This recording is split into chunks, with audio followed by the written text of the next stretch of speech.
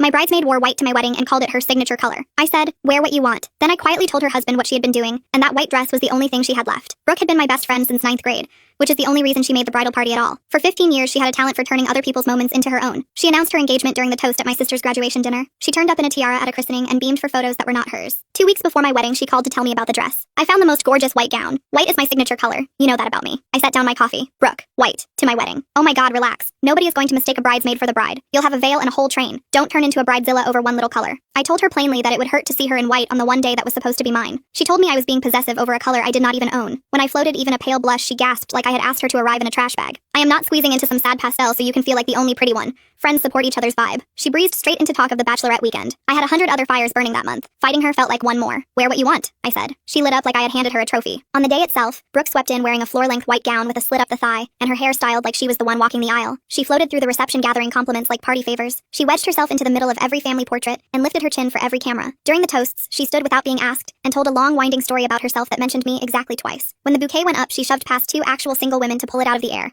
then held it over her head like she had caught the wedding itself. She told my photographer to make sure he got her good side in the family shots, and she corrected a great aunt who dared to call her one of the bridesmaids. Maid of honor energy, at the very least, she said, visibly pleased with herself. My new husband, Eli, found my hand under the table. Are you okay? I'm fine, I said. It is one day. She can have her dress. I meant it too. I had decided long before the ceremony that a white gown was not worth a single ounce of my peace, and I was holding to that. Around 9, I slipped out of the ballroom to breathe for a minute, away from the music and the heat and the spinning lights. The side hallway by the coat room was supposed to be empty. It was not. Brooke was pressed against the wall with a man who was very much not her husband, a guy named Reed from her office. Her white dress hiked up and his hands exactly where they had no business being. They sprang apart the second they heard my heels on the tile. Brooke smoothed her hair like I had interrupted a phone call. Don't, she said. Finger already pointed at me. This is none of your business. Owen does not need to hear about something that has nothing to do with him. You brought this into my wedding, I said, and you are not going to breathe a single word of it. You owe me that much. We have been friends since we were 14 years old. She fluffed her white skirt and raised that same chin from all my photographs. Go enjoy your little party and forget you saw anything at all. She said it the way she said everything for 15 years, certain I would fold the way I always folded, because I was the one who let her wear white and kept the peace. For 1 second she even looked relieved, sure she had handled me. I did go back inside. I walked straight past the dance floor, past the cake table, all the way to the quiet corner where Owen sat nursing a drink and checking his watch, waiting on a wife who kept vanishing all night. There was no crowd, no raised voice. I leaned close enough that only he could catch it. Owen, Brooke is in the side hallway by the coat room with a man named Reed, and from the way she talked, it is not the first time. You deserve to hear it from someone tonight, and I am sorry it has to be me. Owen did not move right away. His face went still, like someone had pulled a plug and everything just stopped running. He did not raise his voice. He did not stand up. He sat there for what felt like a full minute, and then he set his glass down on the table so carefully it barely made a sound. When he finally looked at me, there was no shock in his expression. There was something worse than shock. Recognition. Which hallway? He said. Not a question, really. More like a man asking for directions to a place he already knew existed. I told him. The side hall by the coat room, past the double doors on the left. He nodded once, slow and steady. Thank you, he said, and I could tell he meant it in a way that hurt him to say. Then he stood up, straightened his jacket, and walked away from the table like a man heading to confirm something he had suspected for months. No rush in his step, no anger in his shoulders, just a quiet, tired kind of purpose that made my chest feel tight. I made my way back to Eli at our sweetheart table. The dance floor was full and the lights were low. His hand found mine the second I sat down. What happened? You were gone a while. I kept my voice close to his ear. I told him what I had seen in the hallway and what I had just told Owen. Eli did not flinch. He did not ask me if I was sure. He squeezed my hand, firm and warm. You did the right thing. That man deserved to know. For a few minutes, nothing came. The band played a slow song and then something upbeat. Guests danced. Someone laughed loud enough to echo off the ceiling. A little kid ran between the tables chasing a balloon. It almost felt like the night might just absorb it without a ripple. I watched Eli's profile in the low light and let myself believe it might be okay. Then the music cut. Owen's voice carried from the hallway near the coat room straight into the ballroom, clear and sharp enough to slice through the bass and the chatter and the clinking glasses. How long, Brooke? Tell me how long. Every word landed like a door being shut. The nearest guests froze mid-step on the dance floor. A woman in a blue dress stopped with her champagne halfway to her mouth. The drummer looked up from his kit. I watched the doorway, my fingers wrapped around Eli's, and I felt the whole room tilt toward that hallway like a boat taking water from one side. Then Brooke's voice followed, high and tight and already performing. Owen, stop it. You are embarrassing yourself. Whoever told you that is lying. Owen's response came back flat and calm, and somehow that was worse than yelling. I just watched Reed sprint out the fire exit with his tie in his hand. Try again. A ripple moved through the room. Not a gasp, just a shift. Couples leaning together. A few guests near the hallway door stepping back. I felt someone slide into the chair beside me. Ilaria. My sister had appeared at my side the way she always does when something is going wrong, still holding a plate with a piece of cake on it, eyes locked on the hallway door. What is happening? She whispered. I told her the short version. Brooke, the hallway, Reed, Owen. Ilaria's eyes went wide first, then narrow. I know exactly what that look means. It means she has moved past surprise and straight into the part where she starts keeping score. She wore white to your wedding and brought her affair partner? She said, quiet but sharp. On your actual wedding day? I nodded. Ilaria set the cake plate down and gripped my arm. Not gentle, not rough, just firm. Do not let her flip put this on you, she said. I have watched her do it 100 times. At my graduation dinner, she turned the whole night into her engagement party, and you just smiled. Tonight, she does not get to rewrite it. She held my gaze, and I felt something lock into place between us. The kind of thing that happens when someone says out loud, the thing you have been thinking for years, but never had the nerve to put into words. Brooke stormed through the hallway doorway into the ballroom with Owen 2 steps behind her. That perfect white dress was wrinkled now, creased across the front, her hair coming loose on one side, pieces falling out of whatever careful style she had spent the morning on. She crossed the dance floor in 4 hard strides, and guests moved out of her way. She stopped in front of my table, close enough that I could see the mascara starting to smudge under her left eye. You told him? She said, loud enough for the 3 nearest tables to catch every word. On your wedding night, you decided to blow up my marriage? I stayed in my seat. I looked at her the way you look at someone when you are done pretending. You blew up your own marriage, Brooke. I just told him what I saw. For half a second, something crossed her face that almost looked like fear. Then she pivoted toward the surrounding guests, and her whole body shifted, shoulders dropping, chin wobbling, eyes filling with tears that caught the candlelight, voice cracking in exactly the right places, the kind of crying that looks beautiful instead of messy. She has always been jealous of me, Brooke said to the room. Always. She could not stand that I looked good tonight, so she made up a story to punish me. That is what this is. A few guests shifted in their chairs. I saw 2 of Eli's relatives exchange a look. An older woman at the next table put her napkin down and stared at the floor. Then Owen stepped forward from where he had been standing behind her, quiet, watching her perform. When he spoke, his voice was so flat and calm it made the air feel heavier. Then explain why Reed ran, he said. Explain why he will not answer his phone. He paused. Explain the text I just found because you left your phone in your coat pocket. I watched that land. A flinch she tried to cover by pressing her lips together and blinking fast. The tears were still there, but they were not doing their job anymore,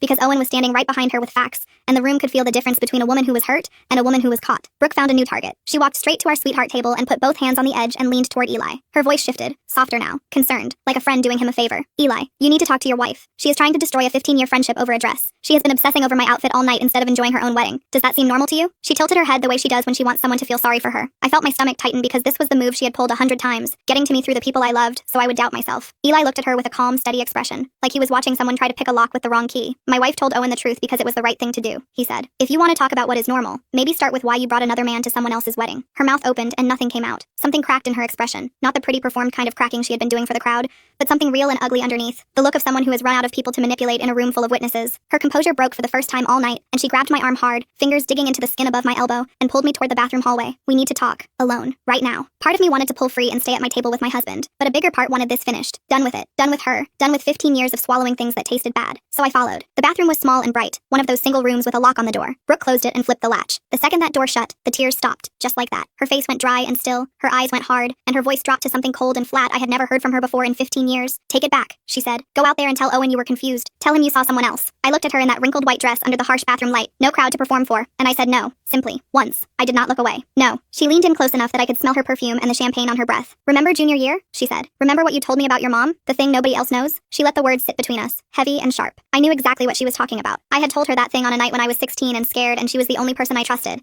And she had kept it all these years like a coin in her pocket, waiting for the right moment to spend it. I will tell every single person at that reception. I will tell Eli. I will make sure everyone out there remembers this night for what you did, not what I did. The old feeling rushed in so fast I almost choked on it. The instinct to fold, to smooth things over, to give her what she wanted so the danger would pass. The same feeling I had felt 2 weeks before the wedding when she told me about the white dress. The same feeling I had felt at my sister's graduation dinner. Every single time for 15 years, keeping the peace meant letting Brooke win. For 1 second, I almost said okay. I planted my feet on that cold bathroom tile and felt something settle. Not a big dramatic moment, just a quiet clicking shut, like a door that had been rattling in the wind for 15 years finally closing for good. Go ahead, I said. My voice was steady, and it surprised even me. Tell them whatever you want, but Owen already has your phone. He has the texts. There is nothing I can take back that will undo what is already in his hands. I watched those words move through her face the way a crack moves through glass, starting small and spreading fast. She had not known about the phone. I could see that clearly. She had left it in her coat pocket when she snuck off to the hallway, and Owen had found it. And now every message, every text, every word she had sent to Reed over however many months was sitting in her husband's hands. I could see the math running behind her eyes. No, she said, and her voice cracked for real this time. No, he does not have my phone. I had it in my bag. You had it in your coat, I said, and Owen has it now. She pushed past me so hard my shoulder hit the bathroom wall. Then she was gone, door swinging open, heels clicking fast on the tile as she ran back toward the ballroom. I stood there alone in that bright little bathroom. I pressed my hand flat against my chest and felt my heart going fast, and I took one long breath, and then I followed her out. The reception I walked back into was not the same one I had left. The band had stopped. Owen sat at a round table near the back of the room, Brooke's phone on the table in front of him, screen lit up, scrolling through it slowly with one finger, his face completely blank. Not angry, not sad, just blank, like a man reading something he already knew was true, but needed to see with his own eyes. Guests were clustered in small groups at their tables and along the walls, leaning into each other, whispering. Ilaria appeared at my side. Brooke told 3 people that you made the whole thing up because you are jealous of her marriage. She is working the room. I looked across the ballroom and I could see it. Brooke moving table to table, touching arms, dabbing her eyes with a cocktail napkin. Little broken phrases carried over the quiet. She has always been like this. I do not know why she would do something so hurtful. Owen and I are fine. She just wants to cause problems. But the room was not following her. People nodded politely, and then their eyes kept sliding to the back of the room where Owen sat. There was something about the stillness of him that said more than anything Brooke was doing. She was loud and he was quiet, and in that gap the truth sat there, obvious and heavy, and no amount of arm touching or worked up whispers could move it. I watched one of my aunts lean away slightly as Brooke passed. I watched a couple from Eli's side of the family look at Brooke, then look at each other, then shake their heads. The room had already made up its mind. Then Owen stood up, slowly, the way he had done everything that night. He picked up Brooke's phone and walked across the ballroom to where she was mid-sentence with a group of my cousins. She did not see him until he was right there. He held the phone up, screen facing her. 7 months, Brooke. 7 months of messages. You want to keep telling people she made it up? His voice was not loud, but it carried. Every person within 15 feet went still. Brooke's hand shot out for the phone. Owen pulled it back. Easy, like he had expected the grab. We are done, he said. So calm it barely sounded real. I will be at the hotel. Do not come tonight. He turned away from her. He walked toward the door, and as he passed my table, he stopped. His eyes were red but dry, jaw tight. I am sorry this happened at your wedding. Thank you for being honest with me. I nodded. He left. The ballroom door closed behind him with a soft click that sounded louder than anything else that night. Brooke stood in the middle of the dance floor. The white dress was wrinkled and creased, mascara running in dark lines down both cheeks, hair half down and falling in her face. No husband behind her. No Reed waiting in the wings. No sympathetic faces turned her way. She was alone in that white dress in the middle of my wedding, and every person in that room could see her clearly, maybe for the first time in 15 years.